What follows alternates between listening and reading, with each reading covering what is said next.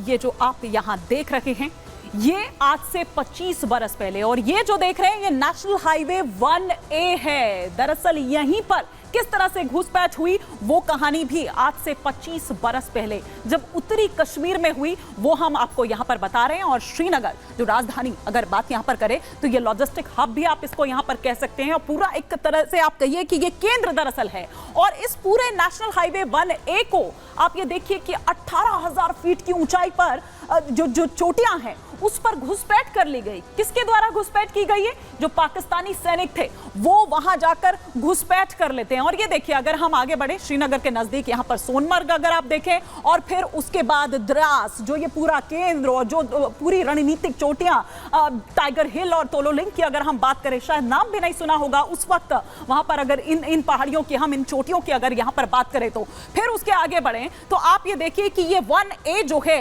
ये यहां पर ये कह दिया गया कि इसे आप खत्म कर दीजिए, क्योंकि यही दरअसल ये ऑल वेदर रोड, आप रसद कह लीजिए, आप आर्म्स कह लीजिए, यहां से आप ये कहिए कि हमेशा यहां पर से जो भी सप्लाई होनी है वो दरअसल इसी के जरिए यहां पर की जाती थी। तो ये हम आपको दिखा रहे हैं कि किस तरह से यहां पर जब वो घुसपैठ की गई उनको ये कहा गया कि नेशनल हाईवे 1A इसको खत्म कर दिया जाना चाहिए। ये आदेश पाकिस्तान को दरअसल मिला था और उन्होंने जगह जगह पर घुसपैठ वो कर ली थी, अपनी अपनी पोजीशन वहां पर ले ली थी। लेकिन जैसे ही भारतीय सैनिकों को इसकी जानकारी लगती है तो सेना हो वायुसेना हो उनको यह कह दिया गया कि इस नेशनल हाईवे 1A की आपको रक्षा करनी है बाय हुक और क्रुक, किसी भी कीमत पर आपको इसकी रक्षा करनी है। और फिर जो हुआ वो हम सबके सामने है। हाँ, ये अलग बात है कि इसके लिए हमें जो हमारे 527 जो हमारे सैनिक हैं उनको ये कुर्बानी देनी पड़ी। लेकिन ये जो देखिए उन्हीं ये टाइगर हिल 5062 मीटर की ऊंचाई पर अगर हम यहां पर बात करें, तोलोलिंग जिसका जिक्र अभी थोड़ी देर पहले यहां पर मैं कर रही थी, 5140 मीटर की ऊंचाई पर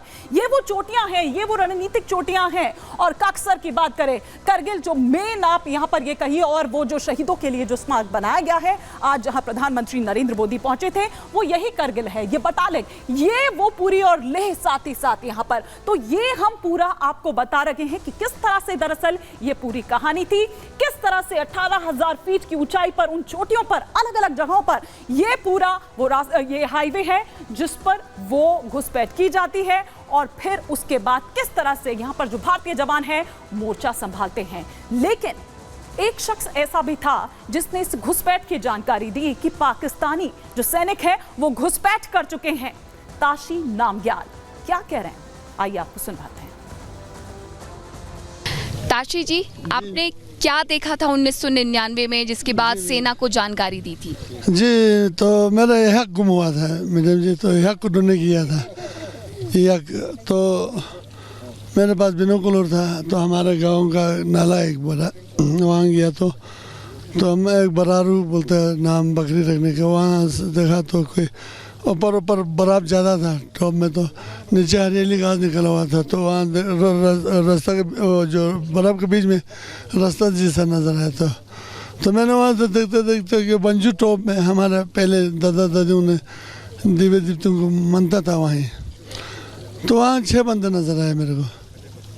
तो ये लोग बिल्कुल हरकत कर रहा था, पत्थर ढूंढ रहा था, बर्फ हट रहा था।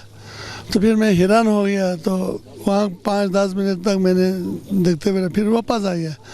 तो हमारे 3 पंजाब यूनिट था जो हाथ, तो मैंने 3 पंजाब को रिपोर्ट दे दिया, सर मैं इस तरह यक ढूंढने के लिए आया था, वहाँ कोई आदमी नज़र आया, छानबीन करना आपका फ़र्ज, मैं रिपोर्ट देने के लिए आया हूँ, आगे करना आपका फ़र्ज, बल्कि मैंने ऐसा करके रिपोर्ट दे दिया मैडम जी।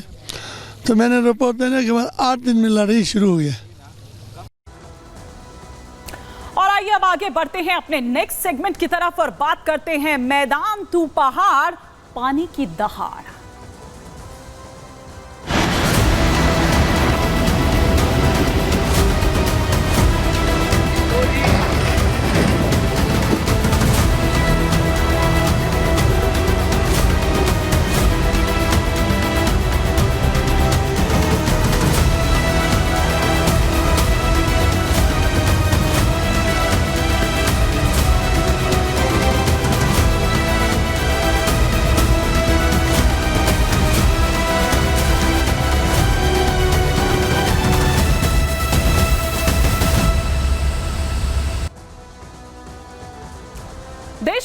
राज्यों में बाढ़ और बारिश से हाल बेहाल है। स्थिति गंभीर है। सड़कों से लेकर रेलवे ट्रैक तक पानी से लबालब भरे हुए नजर आ रहे हैं, जिससे जिंदगी की रफ्तार पर ब्रेक लग गया है। उड़ानें तक आप देखिए कि रद्द कर दी गई है। ट्रेन संचालन पर भी मौसम की मार का असर देखने को मिल रहा है। मौसम विभाग ने आज कर्नाटक, उत्तराखंड, गुजरात, महाराष्ट्र और गोवा में भारी बारिश का अलर्ट जारी किया है। हम आपको बताते हैं कि किस तरह से मैदान टू पहाड़ की जब हम यहां पर बात कर रहे हैं तो वो किस तरह से पानी की दहाड़ देखने को मिल रही है, और वो पानी, वो सैलाब जो है जैसे सब कुछ अपने साथ बहाता हुआ ले जाएगा। तस्वीरें हम यहां पर आपको दिखाते हैं कि किस तरह से ये देखिए डरा रही है। आप जब यहां देखेंगे तस्वीरें तो आपको दिखाई देगी नदी नाले हो उफान पर हैं, डैम से जो है वो पानी छोड़ा जा रहा है, ओवरफ्लो चूंकि वहां पर वो हो रहे हैं, झरने हो, नदी नाले हो। ये यमुनोत्री की तस्वीरें हम आपको दिखा रहे हैं जहां पर बादल फटा और उसके बाद का क्या मंजर था आप देख सकते हैं। प्रकृति, कुदरत जो है वो किस तरह से अपना रौद्र रूप दिखा रही है। और ये मंदिर के आसपास की तस्वीरें हैं जहां पर आप देख सकते हैं कि किस तरह से मोटे मोटे बड़े बड़े पत्थर जो हैं पहाड़ों से टूट कर आए हुए, पहाड़ चूंकि दरक रहे हैं। देखिए किस तरह से कुदरत पहाड़ों पर अपना रौद्र रूप दिखा रही है। इससे मंदिर को भी खासा नुकसान हुआ है। ये तस्वीरें यमुनोत्री धाम की आप देख पा रहे हैं कि कितना नुकसान वहां पर हुआ है। बादल फटने के बाद का मंजर किस तरह से होता है ये आपको इन तस्वीरों के जरिए हम आपको दिखा रहे हैं। जगह जगह आप देखिए उसकी बर्बादी की कहानी को कहता हुआ ये जो तस्वीरें हैं वो बता रही हैं। और देखिए कि किस तरह से पहाड़ों का जो मलबा है वो नीचे नदी में आ चुका है, और नदी में जो पानी का बहाव है वो कितनी तेज पानी की ये दहाड़ है और वो दौड़ता चला जा रहा है। आसपास के जो भी इलाके हैं एहतियातन उनको खाली करा दिया गया है। ये रुद्रप्रयाग की तस्वीरें हम आपको दिखा रहे हैं। यहाँ पर भी आप देखेंगे कि इसी तरह की जो तस्वीरें हैं वो सामने निकल कर आ रही है। एक सैलाब सा जैसे आ रहा है और पहाड़ चूंकि दरक रखे हैं, उनका मलबा जो आ रहा है वो भी यही नदी में आकर गिर रहा है।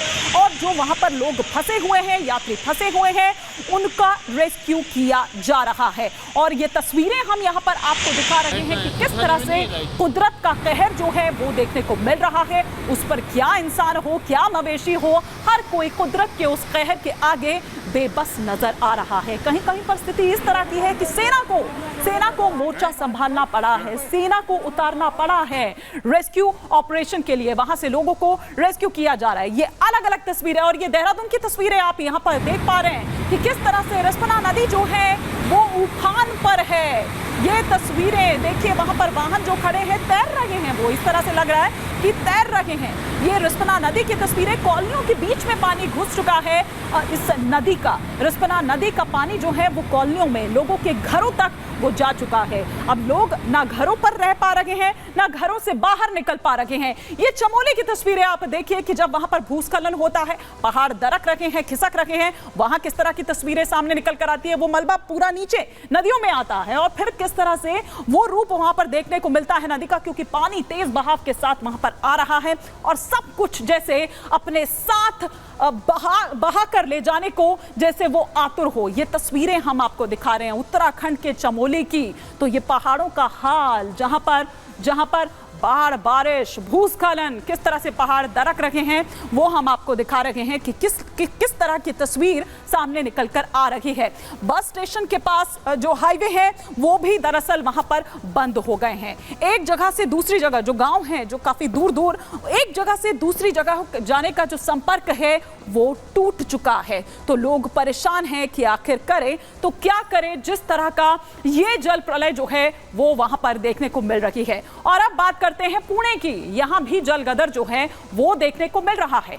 24 घंटे में 140 मिलीमीटर तक जो बारिश है वो दर्ज की गई है। 66 साल में सबसे अधिक बारिश हुई है। ये रिकॉर्ड बनाती हुई यहां पर पुणे की अगर हम यहां पर बात करें तो भारी बारिश से अब तक 4 लोगों की मौत हो गई है।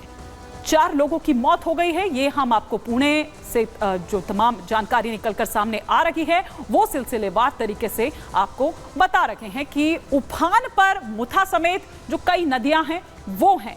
नदियों का जलस्तर बढ़ा हुआ है। खड़कवासला बांध की अगर बात करें तो वो ओवरफ्लो हो रहा है। कई इलाकों में बाढ़ का पानी घुस गया है। लोगों को बहुत मुश्किलात आ रही हैं। बिजली नहीं है, उस वजह से बिजली काट दी गई है क्योंकि करंट फैलने का भी ऐसे में डर है।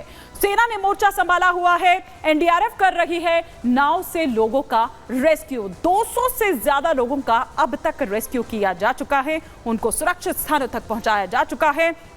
निचले इलाके जो हैं वो खाली करवाए जा चुके हैं, लेकिन अब भी कई लोग ऐसे हैं जो मदद के इंतजार में बैठे हुए हैं। मोरिया गोसावी मंदिर की अगर बात करें तो वो पूरी तरह से जलमग्न हो चुका है। ओंकारेश्वर मंदिर की अगर बात करें तो वो भी पूरी तरह से पानी में डूब चुका है। लवासा की बात करूं तो यहां पर भूस्खलन के बाद कई लोग फंसे हुए हैं। तो ये हम आपको तस्वीर दिखा रहे थे पुणे में, जिस तरह से जलगदर देखने को मिल रहा था।